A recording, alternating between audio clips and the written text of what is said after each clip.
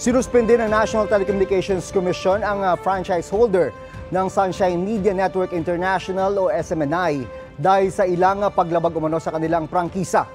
30 araw na suspensyon ang ipinataw ng NTC sa franchise holder ng SMNI na Suara Suog Media Corporation. Kasabay niyan, binigyan ng NTC ng 15 araw ang Suara Suog para magpaliwanag kung bakit hindi dapat sila patawan ng parusang administratibo.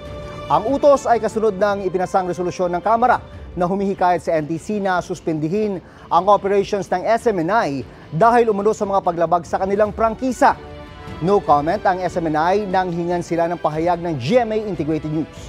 Sa pagdinig ng Kamara, una nang inamin ng SMNI host na si Ka Eric Celis na hindi verified ang iniulat niyang may 1.8 billion pesos na travel fund umano ni House Speaker Martin Romualdez. Samantala, naghahain ng apela ang SMNI sa Movie and Television Review and Classification Board o MTRCB tungkol sa 14-day suspension na ipinataw sa dalawa nilang programa bunsod ng ilang paglabag umano sa Presidential Decree number 1986.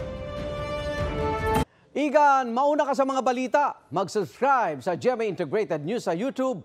Sa mga kapuso abroad, subaybayan nyo kami sa GMA Pinoy TV at sa www.gmanews.tv.